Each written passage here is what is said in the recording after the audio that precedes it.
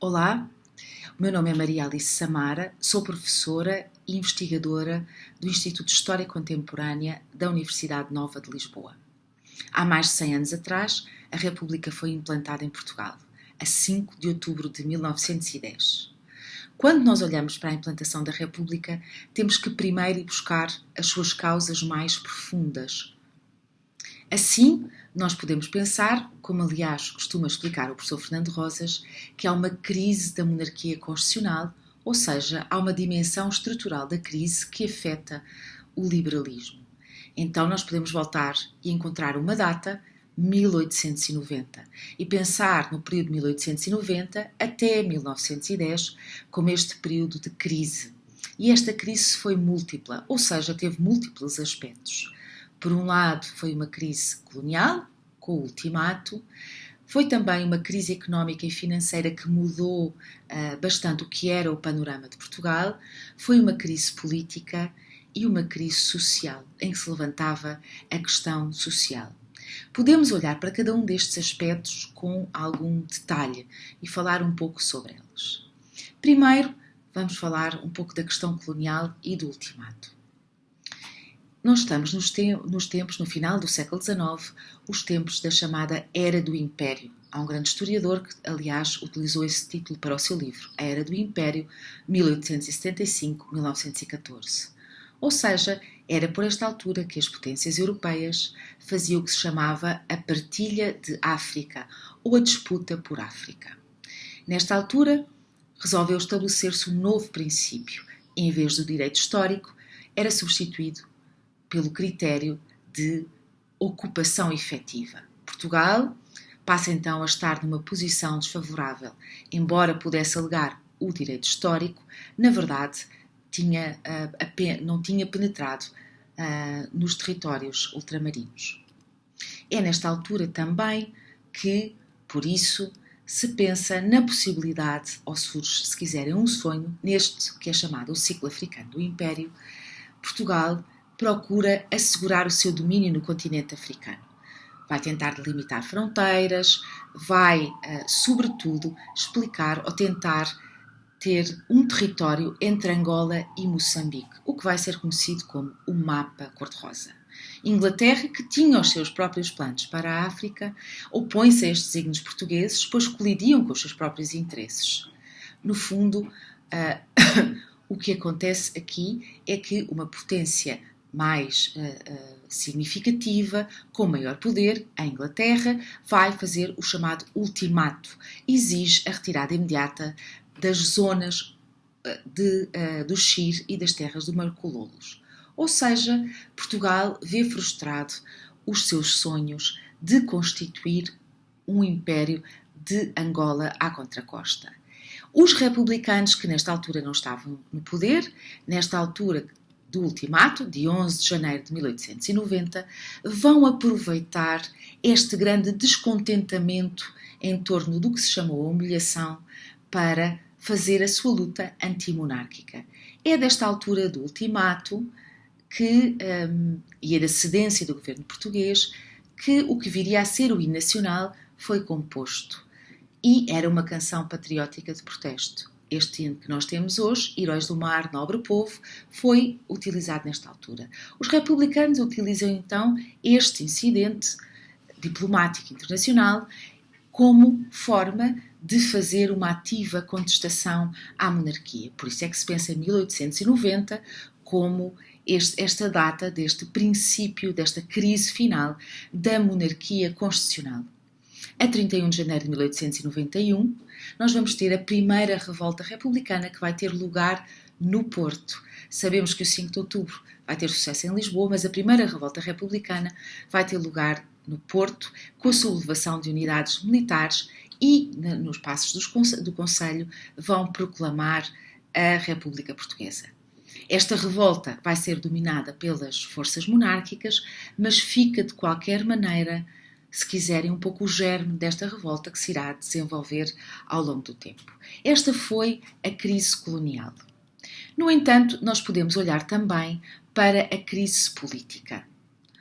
E nesta crise política nós podemos falar da progressiva erosão da imagem do rei e da monarquia, durante, obviamente, a crise do ultimato e depois há alguns escândalos que são aproveitados, como os adiantamentos à Casa Real, ou seja, a questão dos gastos da família real. Ou seja, o rei, que nós vamos conhecer nesta última fase, nós vamos ter 2 reis, Dom Carlos, assassinado no regicídio a 1 de fevereiro de 1908, e depois Dom Manuel II.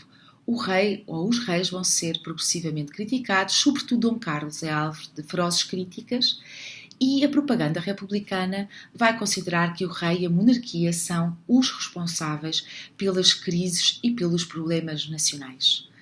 Podem ver, e com certeza vão ter a possibilidade de o fazer, ver várias caricaturas que circulavam criticando a imagem do rei, que produzem esta progressiva erosão da imagem do rei.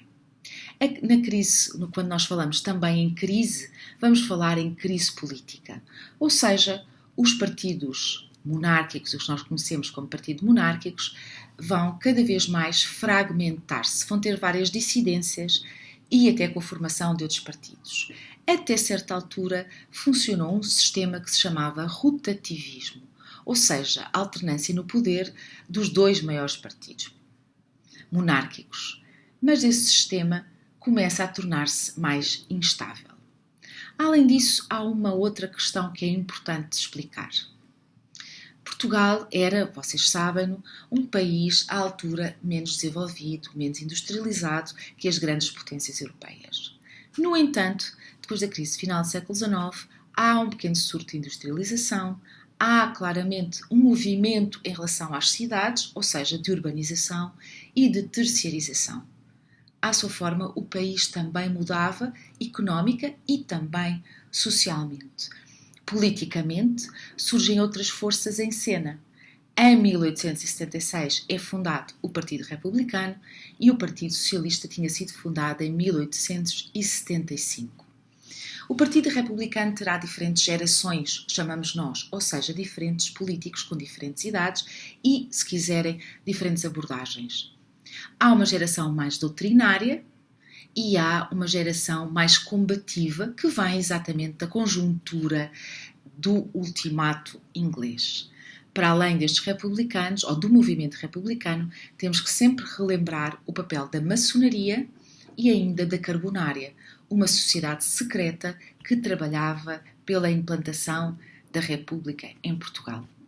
Para além disto, resta ainda lembrar a questão social. Ou seja, a tal industrialização, urbanização e terciarização tinham feito surgir outros grupos sociais, os trabalhadores industriais, uma pequena e média burguesia. E estes vão querer ter uma voz na cidade política. O que é que isto quer dizer? Eram grupos que não tinham acesso ao poder, que não viam os seus representantes eleitos, que queriam ter uma palavra a dizer sobre o que acontecia no governo, ou seja, nesta tal cidade política. Sobretudo, os trabalhadores, estes que, ainda que não fossem em grande número, estavam concentrados em zonas, nomeadamente em Lisboa e nos seus arredores, tinham difíceis condições de vida. Sobretudo, com difíceis condições de trabalho, com longuíssimos horários de trabalho, sem condições, tinham problemas da habitação. A habitação era, na maior parte dos casos, muito precária. Alimentavam-se de forma muito deficiente. No tempo da República, um pouco antes e mesmo um pouco depois, dizia-se muitas vezes que um operário comia o seu café e pão e pouco mais. Estes trabalhadores vão começar a associar-se, a organizar-se, a protestar e a lutar, e no início do século XX há um ciclo grevista bastante importante e que significa que estes trabalhadores, que este grupo social queria ter uma voz e queria ser ouvido. No início do século XX, o movimento republicano tem um crescimento assinalável e tem uma grande dinâmica.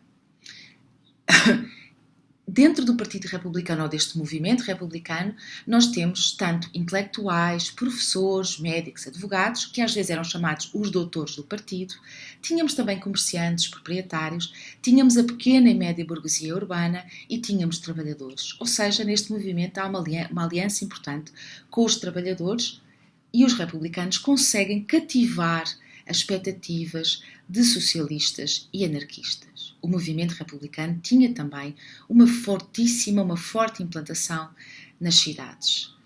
Eram muito influenciados pelo positivismo de Auguste Comte, pelo cientismo, e para eles era muito importante a luta contra a ignorância e o obscurantismo. Defendiam a importância da educação na transformação do súbdito para um cidadão. E seria este cidadão que teria uma voz ativa na sua cidade. Era também muito importante para o movimento republicano a sua luta anticlerical. Eles queriam um Estado e uma sociedade laicas. Achavam até que a Igreja e a coroa, portanto, que a Igreja e a monarquia tinham uma aliança que se sustentavam mutuamente. Para eles, o fim da monarquia era a condição do progresso para reverter o que achavam que era a decadência do Império Colonial. Duas ideias bastante simples que nos aparecem nesta propaganda republicana. A ideia de uma nova aurora, um novo país, vamos entrar na senda do progresso, tudo vai melhorar, e esta nova aurora tem uma componente de educação muito importante, e ao mesmo tempo, como se dizia na época, era também o bacalhau a pataco, ou seja, a importância das melhorias das condições de vida. Um novo Portugal onde os trabalhadores teriam melhores condições de vida. Durante muito tempo, o movimento republicano apostou na propaganda, teve os seus jornais, sobretudo jornais que eram uma imprensa muito aguerrida. Foi criando os seus centros políticos, que normalmente, neste início do século, eram também centros escolares republicanos. Pela primeira vez reuniam comícios e faziam campanhas eleitorais e foram ganhando também uma presença no Parlamento e pouco antes da República já tinham ganho a Câmara de Lisboa. No final, se quiserem, neste final deste período até 1910, no final deste período foi ganhando a ideia de que era preciso derrubar de forma violenta a monarquia e parte dos republicanos viu-se envolvido neste processo de conspiração contra a monarquia. Assim, a 5 de outubro de 1910, os republicanos conseguiram implantar a República e foram da varanda dos Praças do Conselho proclamar o novo regime. Com o novo regime, o regime republicano, o rei, como sabem, foi afastado, foi criada e votada uma nova Constituição que alterou a fisionomia do nosso país, ou seja, há aqui uma ruptura política muito significativa com o 5 de outubro. De uma forma muito resumida, eu sei, estes são algumas das razões que explicam que a República tenha vencido no 5 de outubro de 1910. Podem ver a excelente iconografia que existe, quer sobre a implantação da República, quer sobre a propaganda, e perceber um pouco o que era o ideário destes republicanos. Obrigada pela vossa atenção.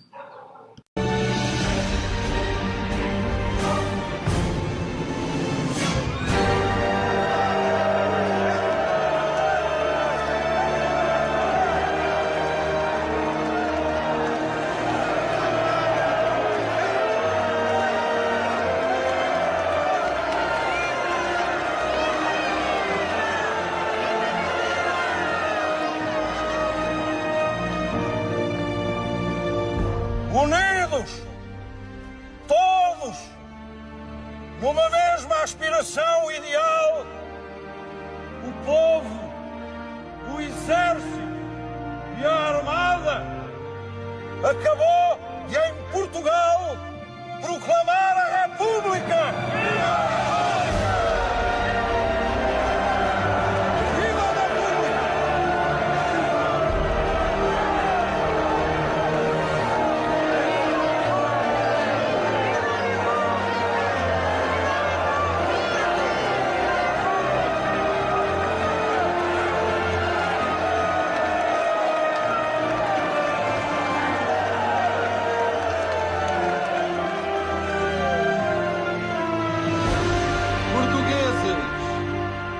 Vou-vos dar conhecimento da composição do governo provisório da nossa República. Primeiro, os ministros. António José de Almeida. Ministro do Interior. É a República, menina! A República! Já alguma vez pensou viver num país sem rei? Há muito tempo não tenho rei.